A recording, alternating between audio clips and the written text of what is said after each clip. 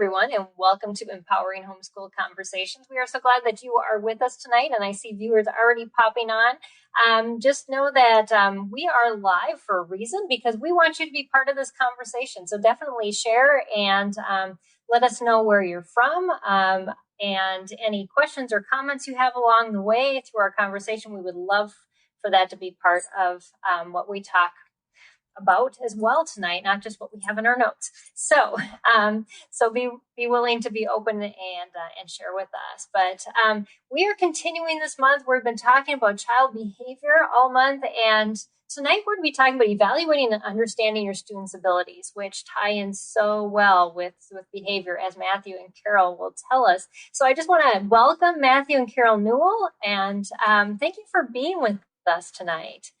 Thank you for having us. Yes, thank you for having us. I'm so glad to have you guys, and they have a lot of wisdom to share, and a very short period of time to share it in. So as we get started, I just wanted you all to know that SPED Homeschool, that we are the ones that put on this broadcast, but we are a nonprofit, and we just we thank you for being supporters of this broadcast, and I'll share with you kind of at the end of how you can become a donor partner too, to just keep our ministry going and being able to continue to encourage you and equip you as parents homeschooling children with special educational needs. So Matthew and Carol, as we get started, I would love for you to be able to share a little bit about your story and kind of what got you started in doing what you're doing, and also how that's just become, I guess, as you were coming home tonight just to start this, it's a lifelong passion, it sounds like. So, Carol, yeah, certainly it is. We love doing what we do. We love supporting parents, and I started with this as a passion as a young girl when I had a cousin who had special needs. She was born prematurely and had a lot of developmental challenges, and was blind as a result, because at that point they put children in when they were premature in with too much oxygen, so they lost her vision as well. And she was just a real blessing to have in our family, and I loved getting to know her and spending time with her, and spending time with my aunts, and when during summertime when she would come home from being at school. And that just started me just really wanting to be with children who had additional challenges, and it led me to train. I started out training in early childhood education. I really felt like I needed to understand how does a typical child develop first. You need to know where children should be and how they typically develop, to then be able to understand, okay, what are the abilities that this child has, and where is it, and what's the next thing they should be developing. So that was a really important step for me.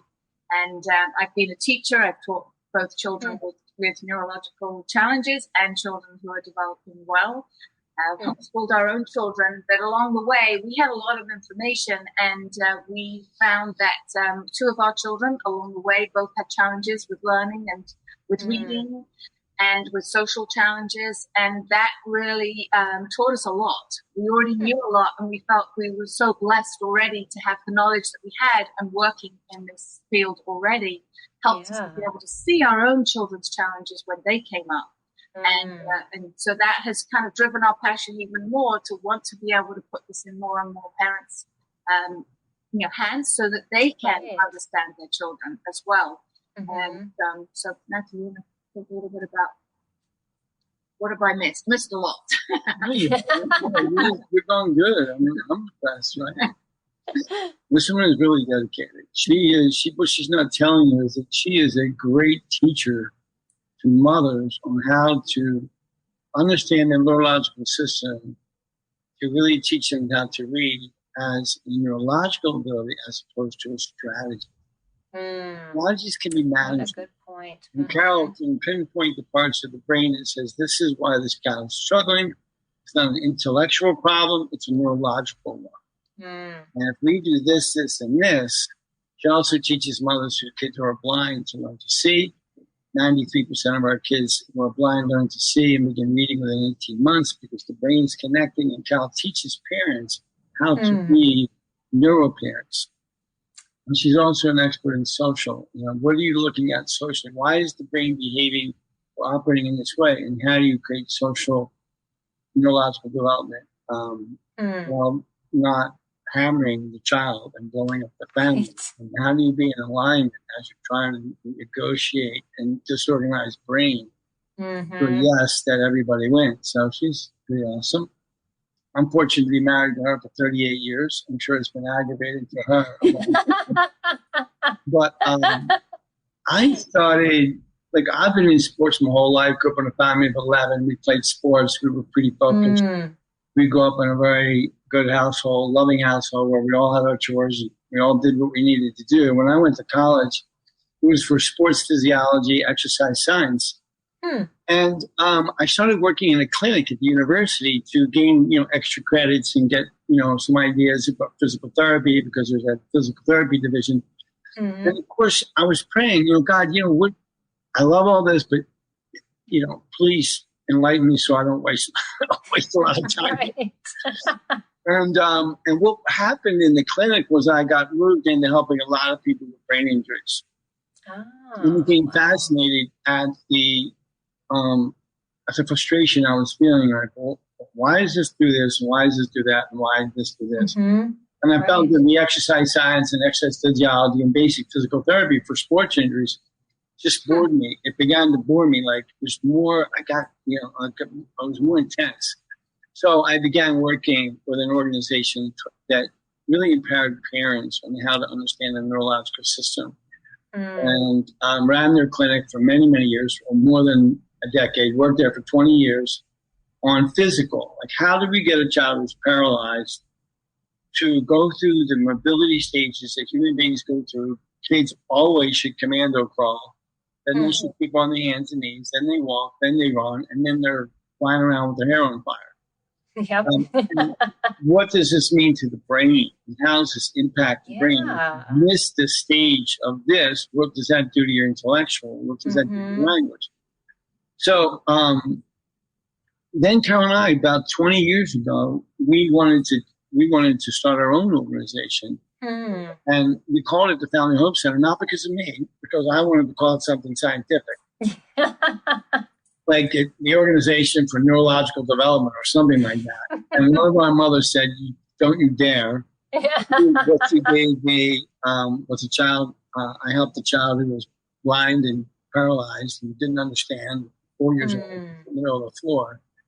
And within about 5 years, that child was walking and beginning to talk and understand and socialize and integrate and begin to read. And the neurology was beginning to stack with the family. And as we taught the family was engaging in the neurology and became neuro parents. And so they said, you should call it the Family Hope Center. And I said, no way I'm going to call it Family Hope Center. It's not possible. And all the women ganged up on me and said, yes, we should call it. And it turns out that's the right name for it. But we have worked with our team. We hire really smart people because that's how you win. You hire smart people, you try to sell for smart people. So we have a team of doctors and therapists that we partner with, educate parents on how does the brain operate. So we take the mystery and the superstition and the anxiety and disappointment and the guilt, just pull that out and say, look, here's John, you love him. Here's him, he's awesome. Here's his brain. It's spectacularly disorganized. How can I get this brain and this child to match together with you being sane about it, in alignment with everybody in the family? And of course, the well kids are traumatized by Johnny's blindness or paralysis or seizures or behavior that's undescribable or inconsistent. And so we teach the family. We've realized over the years that when we teach a family why it's happening and how to do it, and then we coach them. So we get like a routine. We say, okay, we'll dedicate ourselves to coaching you how you can raise the neurological capabilities of your children in a way that is in alignment with how the brain grows and how families, can put together a teamwork. And we know that if love were to fix kids, every kid would be well in 15 minutes. Love needs an action plan that you can see something, you can measure it, and then you can execute it, and then you can evaluate, am I on the right track? And if not, can I redirect that track? So we have dedicated our lives. We haven't even thought about it, except that's what we do. We're focused and relentless. We've dedicated our lives to understanding how to measure the neurology system, teach it to parents, and partnering with them and putting them as, parents are the heroes. They're working hard to figure out, why is Johnny having seizures? Why is his eye turning? What's going on with his leg? Why is he socially awkward? How can I help him be more him?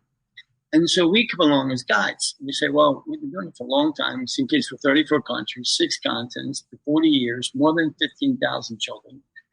We have some ideas that might help you. We have a lot of results. So we've engineered a way for things to work through the neurology. That, our second child had a vaccination shot. I know vaccinations can be good, and I know vaccinations can sometimes not go so well. And our second child, within a day, became severely hurt. Back when we were 25 years old, we didn't know.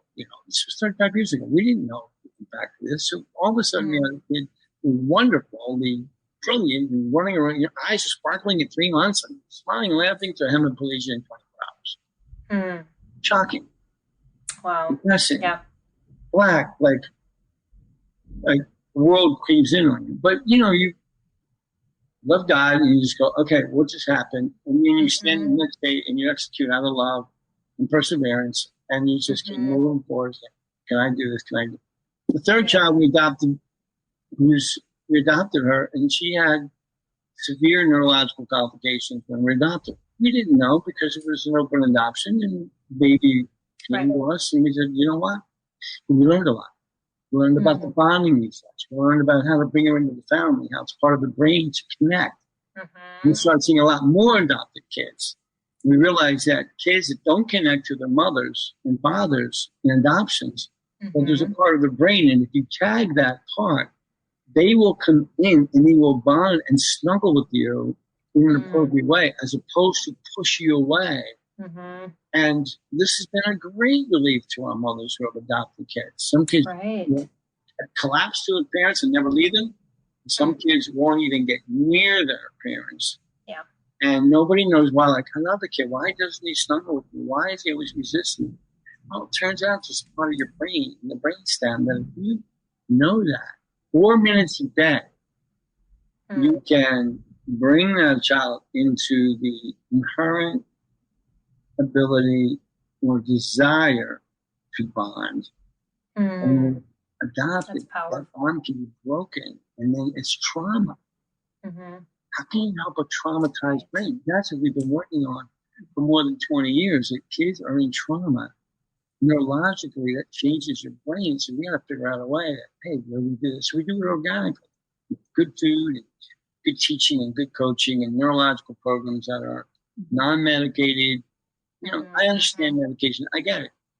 We get it. But you know what? Many of our children need medication, but we're looking for ways to not always need that, to not have because it's a management tool. We get the management thing, but we would like to spend our time healing the brain as opposed to managing the brain. It's much more predictable.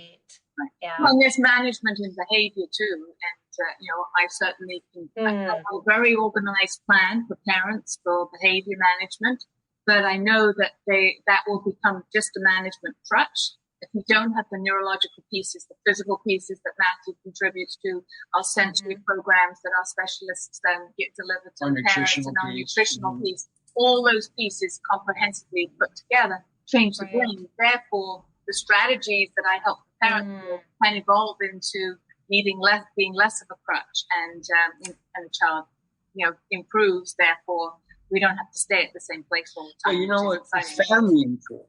Yes. The family, the parents, the father and mother go, I got it. I get it. Okay. If I do this blows up his brain. If I give him screen time, or I give him sugar, which increases inflammation. If I do these things, that blows up his brain. Oh, Now you understand. Okay.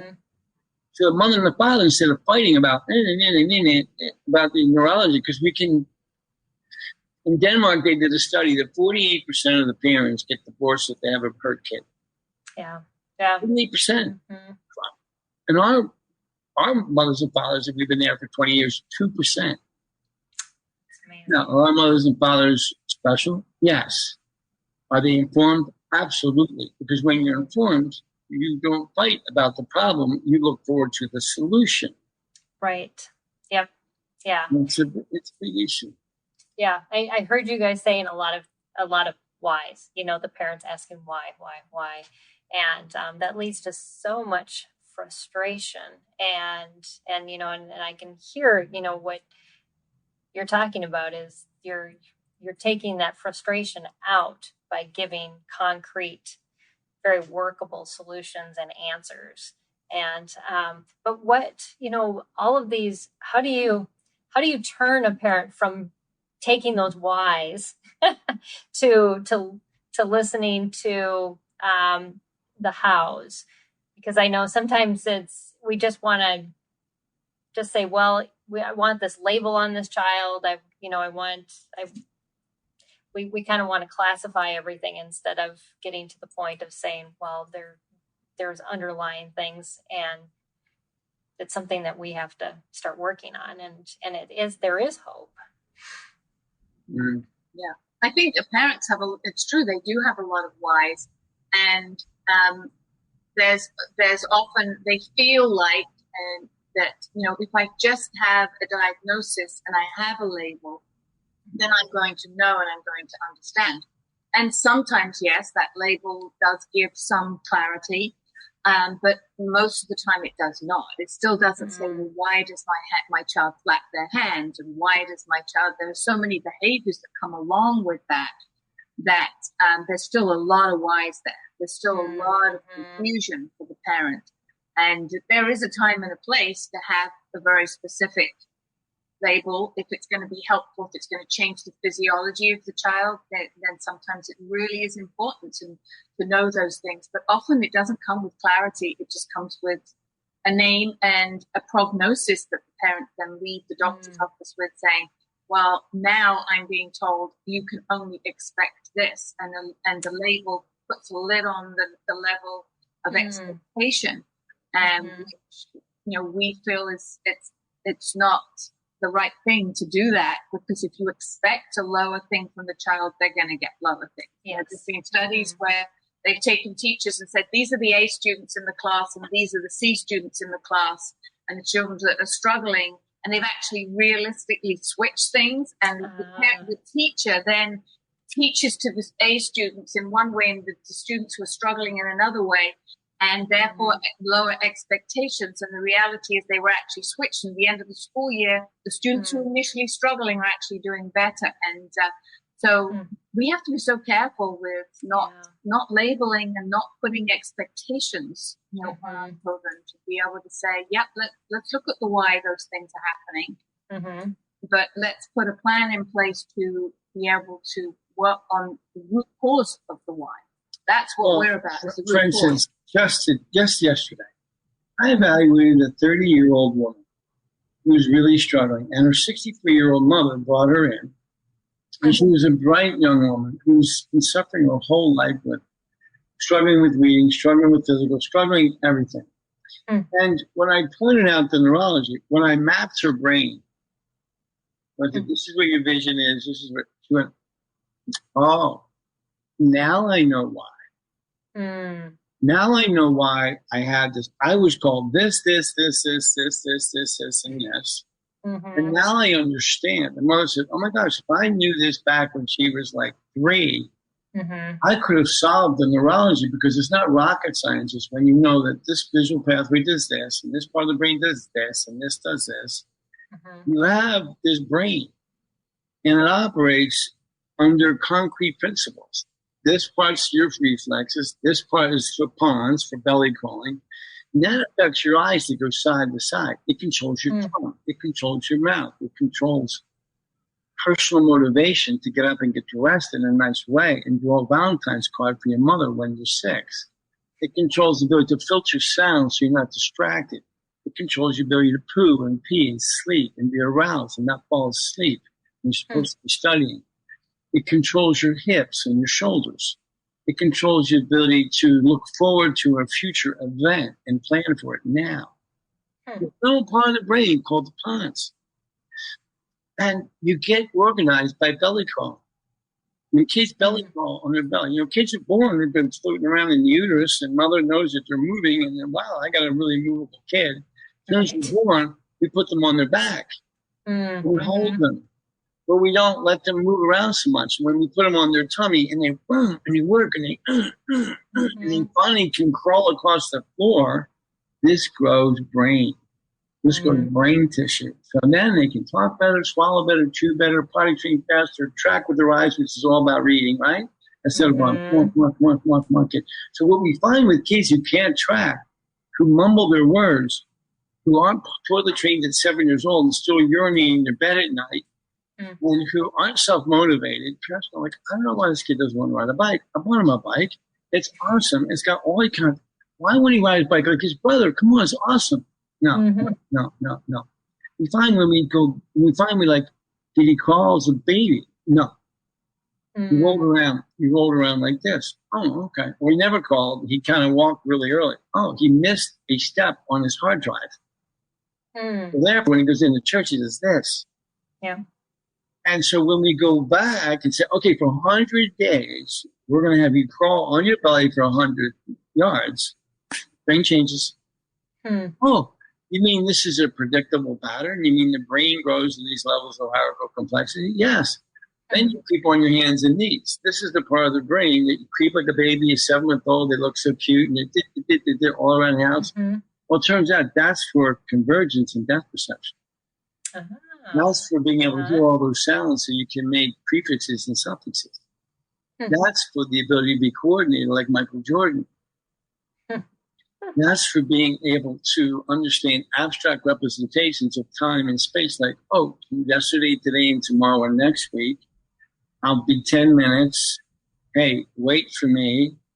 Play a game and know the strategy. It turns out a lot of kids don't creep on their hands and knees. They got one leg up in the air, or they start walking in Johnny Walkers, or they're in princess. And so their first year of life, or they scoot on the rear end, their first year of their life is kind of spent in this quasi-mobility environment that somehow either they've been adopted or somehow we think we just got to get this walking. If he walks, he'd be truly human. But we missed out on really intricate parts of the brain that run the hard drive. Like my iPhone 11, I like it. It does a lot of things for me. I don't want to go back to a flip phone. It turns out that my iPhone 11 is only good as the hard drive of my phone. And so when we look at children, we evaluate the hard drive. If this is happy, the information can go up and can go into the cortex, so the child can make a reasonable decision. If he's making unreasonable decisions, we don't think he's naughty by definition. We go, why does he keep punching his brother? Why does he bite things? Oh, there's a reflex called the Babkin reflex. And when he gets frustrated, he bites things and chews his shirt, or fiddles around, or chewing things all the time. He's figuring, why does he have his fist in his mouth? Is he got a behavior problem? No, he has a reflex issue down here in his brain. And if we tag that, we'll teach parents for 20 minutes a day. Boom. We start. Oh my God, that's so easy. Oh my God. Yeah, okay. So then we develop a plan, but it's based on measuring your brain. You never measure something to manage it. And if you don't measure where you are, you can't know where you're going. Right. So what we've done is we've written a book called Healing Your Child's Brain. So lays it all out for people. We said, okay, here's how the brain works. It's really not that complicated. You don't need a degree in neurology, because God made it complex but simple. We find that when kids crawl, they sleep at night. They don't get up and walk around the house like a leprechaun. They can potty train. They can speak clearly. When they creep, they can understand yesterday, today, and tomorrow. They can understand math. They can do the time statements.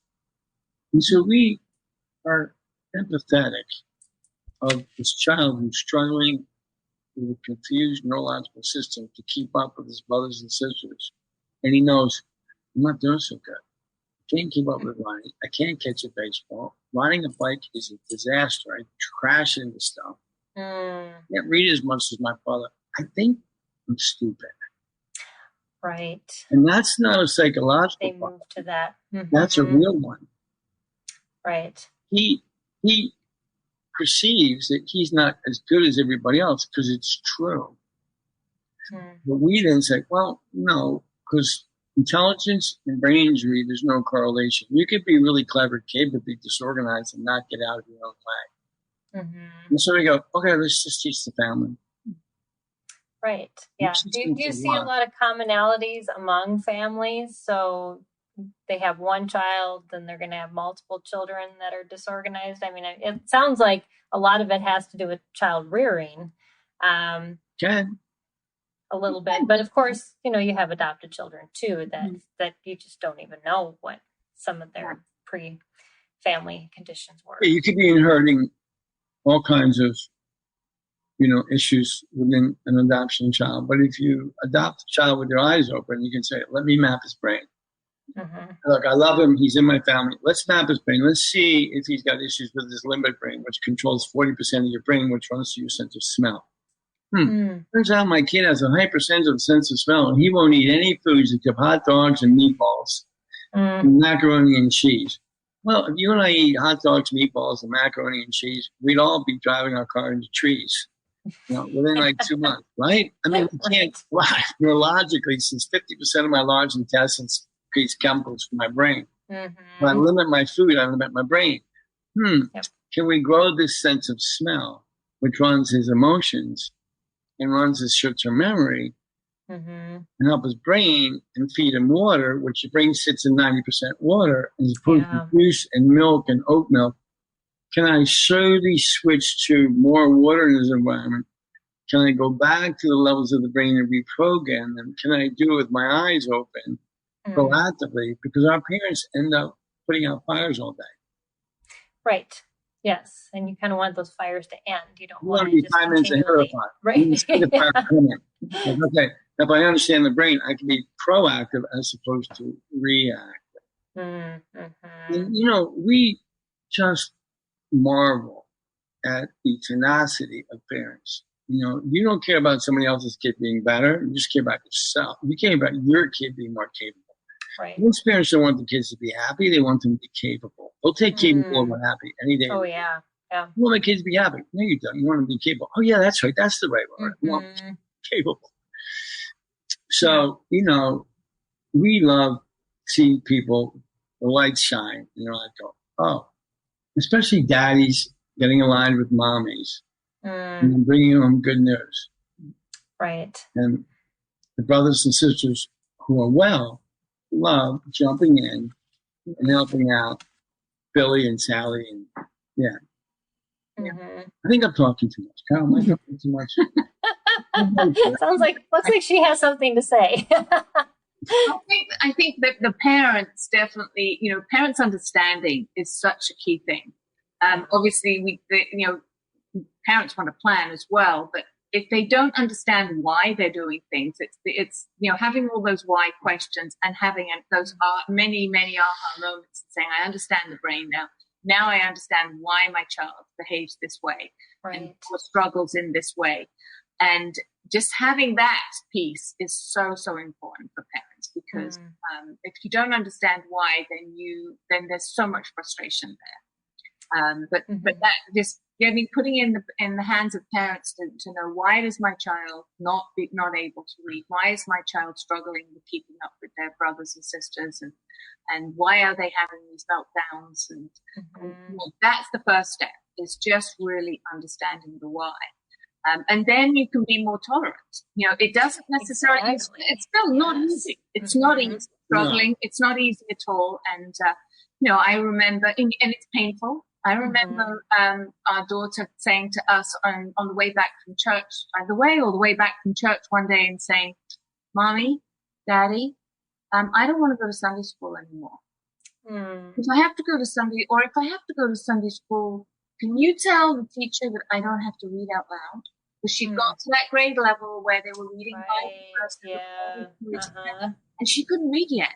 And it was heartbreaking for us, I mean, as Matthew said, that's my specialty, is teaching parents how to teach their children to read and seeing the neurology behind it. And my child was struggled for a long time, and very sad for them to, she was a very social little girl. She was an incredible problem solver. She could figure out all sorts of things. She was brilliant in that way. But she didn't want to be in a social situation where she was put on the spot because she couldn't read. When she got hurt, it's like the circuit board in the occipital pathway linking to the Broca's area just crashed. Like the hardware of the computer crashed. So we were really careful to watch our face. When you have a child struggling to read, they're looking at you all day long. How am I doing so far? How am I doing so far? How am I doing so far? And if you're facing frustration, sadness, disappointment, loss, hopelessness, the child goes, I guess I'm not doing so well here. What's going on?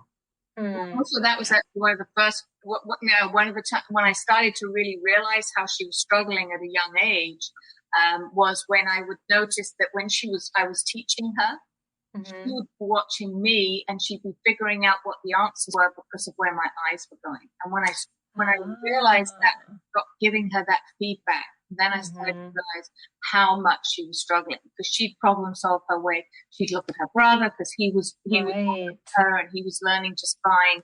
She was looking for every kind of clue she possibly could. Panic. And in panic. It's panic. It is. I gotta be right. I gotta show everybody that I'm working. So, by the way, she's a doctor now. A doctor of occupational therapy. But if she remembers, wow, thanks, Mom and Dad. It didn't take us 15 minutes to heal her brain to support her, but the rest of the family we all worked together. Way out. And no one's ever saying it takes 15 minutes or 20 minutes to solve this problem. It's not a quick fix. But when you understand the why, then it gives you perseverance. When you understand the why, it gives you hope. Despair is replaced by hope. Anxiety is replaced by peace. I love the word joy in the Bible. It's not like you're Mr. Chuckles. It means you're content because you know the end point. So if I know that if I do these things, that I can support the neurology of the central nervous system, and I feed the child well, and I give them routines, and there's consistency, good things happen. So that's what we've been trying to pass on to parents. I love that, because I think we want a quick fix, and we hop from like one philosophy to another philosophy, and we're trying to get something to work instead of finding, like you're talking about, the root of the issue and then working it until it works. Because as you had talked about, Matthew, you talked about that building upon, and you can't build overnight. No. And I like how you said, we look for philosophies, and we don't have a philosophy. We have a neurological principle. Like, all babies crawl on their belly. They push off their toes. When you crawl, you develop 11 reflexes. It's science. It's right there in front of your face. But then we creep on our hands and knees, and that does this. And when we take kids back to those pathways and they do them, all of a sudden their brain gets better, and they can understand, they graduate. They're like, okay, that was pretty straightforward. That was so simple. Why do more parents allow their kids to go through the mobility pathway? Why are we such in a rush? Yeah. Oh, yeah. Everything in life now is in such a rush, and we just kind of push them past and think that if they go faster, that it's better. Like teaching a child to read by 3, and yet they're just not ready for that a lot of times, and most of the time. So, yeah. You can pinpoint some things at 3 if you have started that early. You can sometimes see, my child's not picking up on some of the things that typical 3-year-olds are picking up on. Certainly we started to pinpoint those things with our daughter, 3, more 4. She's not learning her letters. She's struggling with even just the basics there. So you can see those things, and we could see it even before that, because language was a challenge for her and talking was a challenge. And I was her translator for a long time, and knowing how those things then are going to affect the next level of learning. Right. And But we weren't really confused. We weren't confused. We were No. blessed that we weren't confused about why we're talking and all that. We just knew that she got really hurt. Mm-hmm. And we weren't blaming God and we weren't blaming anybody. We said, let's take that off the board. That's not going to be healthy. Yeah, right, exactly. Let's make sure that my child knows that she's like the moon and the stars. And I'm going to be Mr. Chuckles all day. And now, didn't mean I didn't sleep with one eye open every night thinking, I hope my baby learns to read, because I did have worry and concern. I just couldn't make sure that my face did not transfer that to her face. Even though I didn't learn, I've learned many different modalities like craniosacral and fascia and chiropractic, and I've been studying and trying to be better at this because we want to learn stuff, re-engineer it, and teach it to parents. They can do things at home and become the neuro parents, but parents want their kids to be well. Right. Yes. Yeah. Yeah, and that was why one of the reasons we wrote our book was, and it was so important for us to put this in book form so it can we can reach more parents. Even if we don't see those parents and can't come alongside them, that we're giving parents a tool where they can measure the development of their child, no matter what therapy you might be doing or strategies or whatever you're putting in place. You've got to measure it. You've got to be able to say, okay, Yes. I'm going to do this and I'm going to do it consistently enough, then I should be measuring if it's working or not. And if you don't even know why your child's where they are or even where they are, then first step is let's find out where they are. What should be the next thing? And if I do these things on a consistent basis, will my child get to that next level? Then I know it's working. Or then, you either know you need to give it more time, or this isn't working. Now I'll look for another option. Yeah, and I think it's exactly like that. And I think when we taught at homeschool conventions for a while, we found parents chasing curriculums. Yes, I know. Yeah.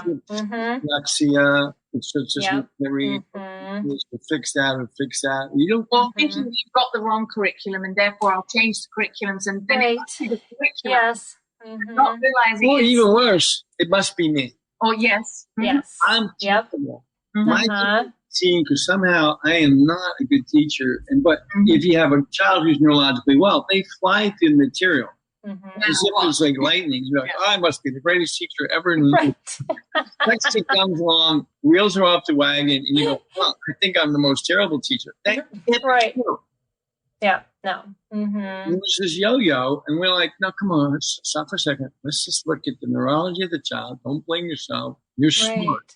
Look, we teach parents to work harder because they just do it by definition. They go to bed, like 10 more things to do. Oh, yeah. But we can help parents work smarter. Like instead of doing this and that. Maybe take this curriculum and put that over the corner for a little while. Let's work on the hard drive of the brain. And bring in the material. That way, you and your child are not butting heads because you went to homeschool because you love teaching. But now you become that person that you don't want to be because, we've lived in this world for 40 years. Right. Like, you understand it very well. We've been living nose to nose with kids, and we want to help parents. Yeah, that's awesome. Be the superheroes that we know that they are. Yeah. Jay Lewis is watching on YouTube, and she said, thank you. This is so knowledgeable and validating. Thanks for watching, Jay. Yeah. So, that is such good advice because we do blame. We blame our children, we blame ourselves, and we blame all of these things. Well, even if we can, I love what you said, Matthew, even though you knew something had happened, you didn't blame that either. That went off the table. Just to be in the moment where you are right now and focusing on this is what we have now. And let's start here and move forward. And there is where we gain hope, because otherwise we get so caught in the trap of if only, or, why me? And we can spiral down those places. And yet you're sharing with us ways that, we can move past those frustrations and move forward. And so I'm so excited. So do you have any specific tips for parents? I know we got about 20 minutes left.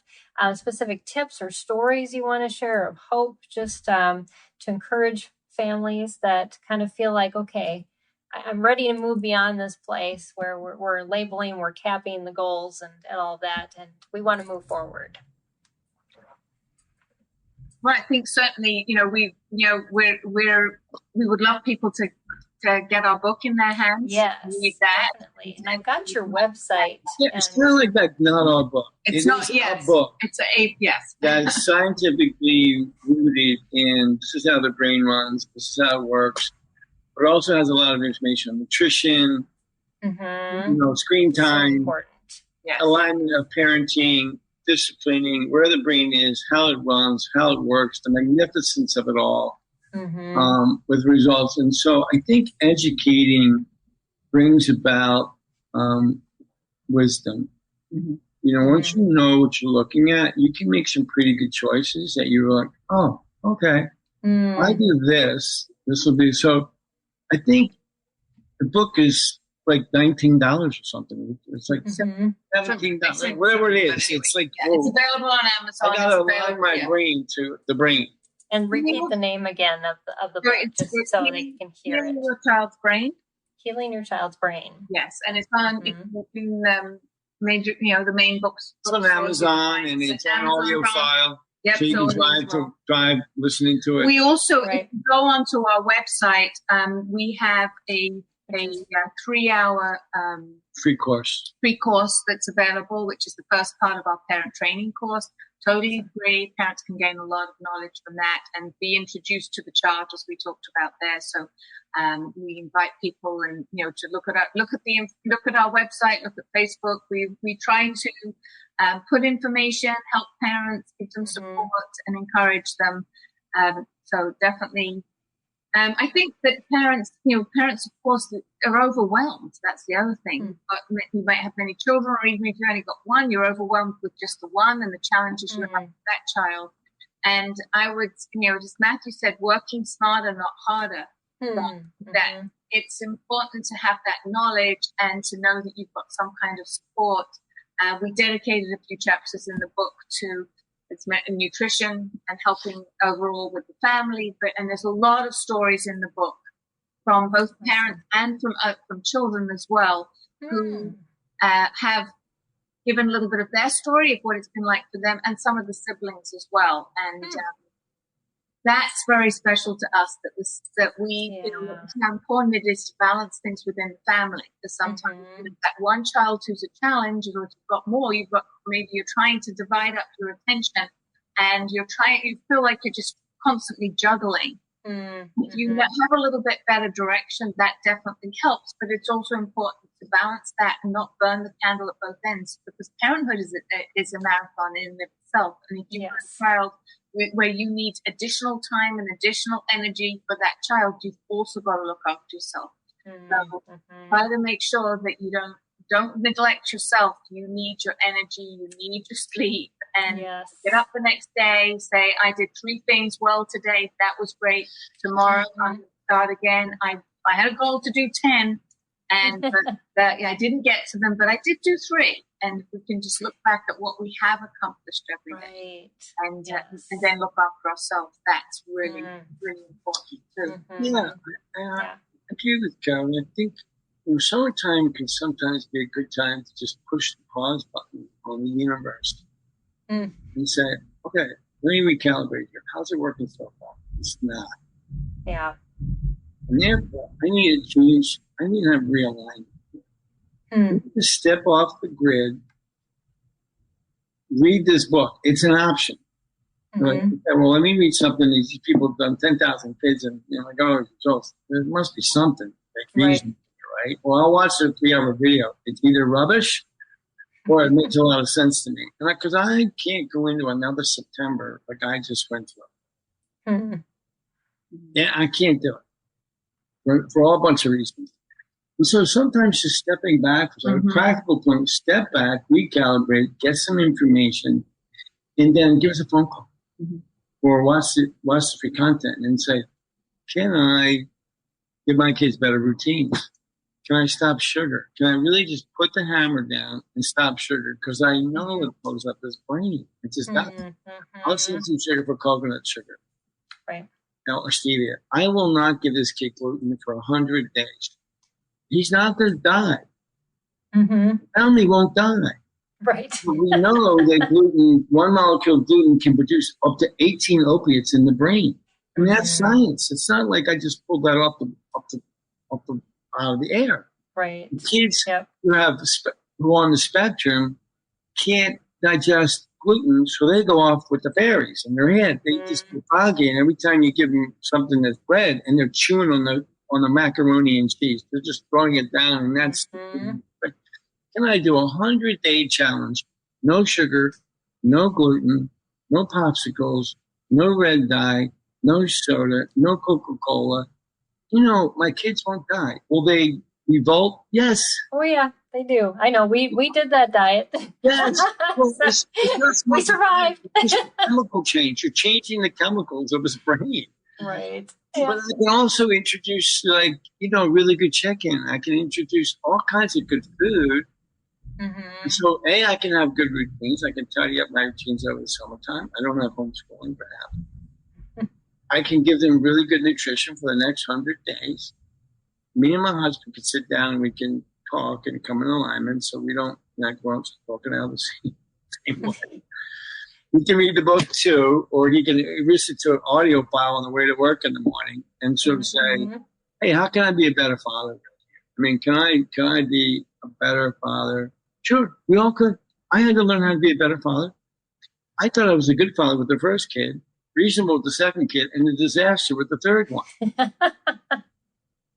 I had to learn more to be better for her, because that's what I was called to do, is step up. Albert Einstein once said, they asked him, he said, how do you solve a problem? He said, he thought about it. He says, well, I spend 90% of my time figuring out what the problem is. And I spend 10% of my time fixing it. And I thought, yeah. I need to know, where is my child's brain? Don't take it personally. So reading the book is the first step to understand my child's brain, having routines, do a 100-day challenge. You could do a 30-day challenge, because that's sometimes easier. Get started. Get to 30 days. Yeah. And we're going to increase exercise to an hour a day. We're going to get out of our rear ends and move. Yeah. Because it turns out the mobility pathway is the strongest, most healthy pathway in your brain, and it targets good chemicals, and it makes you happy. Therefore, if I don't hammer my child with lessons and I do more mobility, it turns out I could probably learn more. But over the summertime, I can get into an exercise routine, a food routine, and I can study a little bit more so I can be more equipped. Because I'm bright, but I'm not equipped. There's a difference. Right. And I think also one of the things that I see with homeschool parents is that, they go to conventions, they look for all the materials, and as we talked about curriculums, and they've got this stack of books. And all these lessons that they now need to get through, and the pressure is on to be able to get through those materials. But the reality is that all of those materials require organization and output from the child. The child does not have an organized brain to be able to work through those materials. So mom's doing a lot of work to break things down, strategize, try to get the information Scaffold it, read it to the child. And yet the brain is not ready. So I would challenge parents to look at that and say, can I push a lot of that stuff aside, learn to understand my child's brain and organize the brain, which is an input program as opposed to an output. We could still input a lot of information, but asking the child to output stuff that they're not ready for, they're not ready. I read a ton to our daughter who couldn't read herself. Yeah. And we were doing a lot of therapy, and she was doing a lot of exercises and crawling and creeping and things like that. And one day she turned to me and said, Mommy, can you stop doing this with me? And I'm like, what? She doesn't want to. I'm going to have a problem. She doesn't. She said, Mommy, I would like you. I'll still do it, but can you read to me while I do it? She saw her brother reading and she couldn't read and she wanted to be read to. So I've met lots and lots of parents who their only way their child gets through the curriculum is by reading it to them. And balancing the input that the child needs with less output is so important. Yeah, it takes the stress off of them. It does take the stress away. Totally takes the stress away, and it's important to do that. And if you understand that you need to be putting a certain amount of time in the day with exercises that also improve the child's brain, so eventually take on more themselves and output more themselves. That's important. Yeah. Right on. Yeah, it is vital. Right. Yes, so important. I love that because this is the time of year when all those parents are going to the conference. I know I'm speaking at a conference this weekend in Iowa. So, and yes, it's heartbreaking to watch this process just repeat itself. Yes, exactly. Right. So. And to give yourself permission. It's not that we see plenty of parents again. They come with this big stack of books, and we say, okay, we need just enough to give a little bit of output and to be able to measure that things are working. Put the other things aside. When the brain gets organized, and as it gets organized, you can start putting those things back. And it's an absolute joy for me to go to sit with parents and say, oh, we're ready to add math back in now. Your child's starting to do well. Let's put math back in, get that going. Oh, we have a little extra time. We could do science this year, So, but to do that gradually and to build that process and for it to be a joy, and to find ways to have fun in learning, but not put the child on the spot where they're really. It can only come with understanding the child. It can only come with understanding. And that's what we have online. We have a 22-hour class online. That parents can take it anytime they want. Some parents start it and they go straight through as if they didn't sleep because they go, really learning about the brain is a lot of fun. And you have these epiphanies like, and you have 5 kids, you go, that one does this one does this, that one does this, that one. Oh, yeah, exactly. Your brain gets disorganized. Now I understand my husband. But then the fire starts to burn again, as opposed to, oh my gosh, my head, I can't even pick it up. And that's what we do. We've been there, and we have developed ways to coach parents through it because we think it's a partnership. Like the fire is in your belly to help your kids, and you're trying to educate your kid, but maybe you step back and educate yourself now because nobody ever taught you about the brain, but pretty good idea where to start. And so we've decided, instead of doing the program on kids, which we could do, we decided to coach parents how they can. So our clients are parents, so not the children. And we have so much fun watching parents get it. And just go like, oh my gosh, I'm fired up because I understand what to do. It makes sense. And it's sustainable. Once you know why, your life becomes sustainable. When you understand your relationship with Christ, it's sustainable. If you had another philosophy that didn't have that, you're constantly trying to be a better person.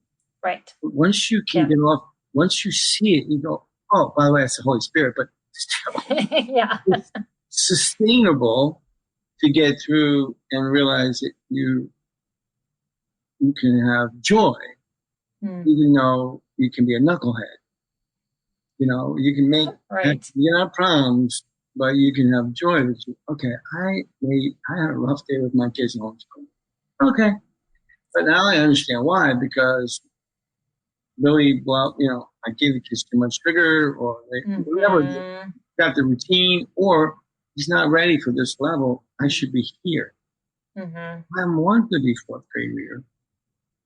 He's barely a 3rd grade reader, but he really gets 2nd grade. Why don't I just give him a lot of 2nd grade stuff at 3rd grade, but work on his brain so I can move forward, as opposed to letting the curriculum train his brain. I'm going to let the neurological protocols train his brain, and then I'm going to add the big one as I see him. Right, because then, like you said, they just soar because everything's aligned and in the right place, and then it makes sense. and it makes so much sense. And Jay Lewis again said, wow, this makes so much sense. So, and I have to totally agree. Right. So as we're wrapping up, I would just love for you again to talk about your book, your website. I'm going to put that up because I didn't have time to say it, but for our podcast listeners, it's familyhopecenter.com so that you can check out. And then as far as your book, you said it's available on Amazon. Available on Amazon. It's available on Barnes and Noble and a couple of other bookstores too. Is it on Audible too? I know you said it was an audio version. Yes. Okay. Luckily, it wasn't me reading it. They had that's how I read my books because I travel a lot. So fast. I would have been too enthusiastic and then added another story while in the midst of reading it. I would have diverted myself and added something. So. Yes. Yeah, so luckily we have a we're on Instagram as well, the Family Hope Center. We're on Facebook as well. Okay, awesome. We're trying to be relevant with all the social media, even though we're over 60. Yeah. So. Yeah, I know. I do my best too. Yeah, we want to make sure that we thank you for the opportunity to speak to your homeschool parents and the ministry that you're doing. Now you're reaching out. It's a time. Look, my medical director said, turns out life is a team sport. And sometimes when we're homeschooling, we bunker down and we try to be perfect. And we kind of don't talk to each other about our kids' neurological issues. But sometimes we take it personally and think, well, somehow I'm a flawed human being and my kid is not doing so good. It turns out we all have somebody in our family who could use some neurology support. And if we take the mystery off the table, we open it up, brain, everybody wins. The well kids win watching you work with the hurt one in a way that they can see that has changed. Yes. They can do too. So they're learning things that they can apply into life later on too. They're modeling you instantaneous, And knowing and learning, just learning the value of that, sometimes someone in the family needs more help and I'm learning that. A real valuable life lesson that that's you put your resources where they're most needed and the rest of the family come along and help them support. And again, there's a lot of free content on the website. 3 hours of the principles and practices of healing your child's brain. That's free content. Click on it. It's right there. It's our gift to support you. Awesome. It's either going to make sense to you instantaneously or it's not. And by the way, it's okay. But if from that, then the course is offered for you to really dig in and evaluate your child's brain and gives you a curriculum on what to do. Once you do this, it tells you now what do you do. So it's where you are, what you do. So it's a full complement with PowerPoint notes. It's also in audio files with all the notes so you can keep digitally and take notes. And then we have Zoom calls every week. Follow up with parents who take the parent training so we can answer their questions. That's all free. It's all, all part of the package. It's all part of the package. It's all part of where we can follow up and parents go on and ask questions about the material. Super. Well, I just want to thank the two of you for just your life work and your devotion to families. I mean, that truly is where our heart is too at Sped Homeschool. That's why we don't teach kids. I know people contact us all the time. Will you teach my child? And we're like, no, but we'll teach you. That's what we're all about too. And so I love that. And that you're just empowering these families to move beyond these places that they're frustrated and stuck and give them hope and give them answers. So thank you so much. And thank you for sharing. I know you two are very busy and you plowed through this hour really well and shared so much information and wisdom and hope. And it was evident. So thank you. Thank you, Peggy. Thank you for inviting us. We love our work and we love working with families. So as you do, I can see that. You can tell very much so. Yeah. And I want to thank our viewers for watching and for doing the thumbs up and the hearts on the in the comments. But oh, good. That's encouraging. You got yes. You didn't get any thumbs down, so that's good. So just to let you know that this episode of Empowering Homeschool Conversations was brought here by viewers like you. If you'd like to become a donor partner with us at SPED Homeschool, you can donate. That's tax deductible. Just go to our website at spedhomeschool.com/donate, and you will find information on there. Also, we are launching, as of tomorrow, a masterclass on how to homeschool your high schooler, your struggling learner through high school. It has been a 2-year project that we finally wrapped up, and it's just chock full of content. So you can find that on our new learning platform at empoweredhomeschool.org. And I'm going to be in Iowa this weekend. If you're going to be in Iowa, I will see you there at their homeschool conference. And then next week, I'm going to be broadcasting live from Las Vegas. I'm actually speaking at a global education conference there. And so I'm going to take my show on the road. But we're going to be talking next week about reaching. Let's see. Maybe I have the wrong title. Reducing frustrations and meltdowns. Yes, that's what we're going to talk about. And specifically related to learning and when your child hits those walls and what you can do about that. So definitely join us for that broadcast. And we'll see you next week. So thanks again, Matthew and Carol. I appreciate your time. And thank you all for joining us. And we'll see you next week right here on Empowering Homeschool Conversations. Bye, everyone.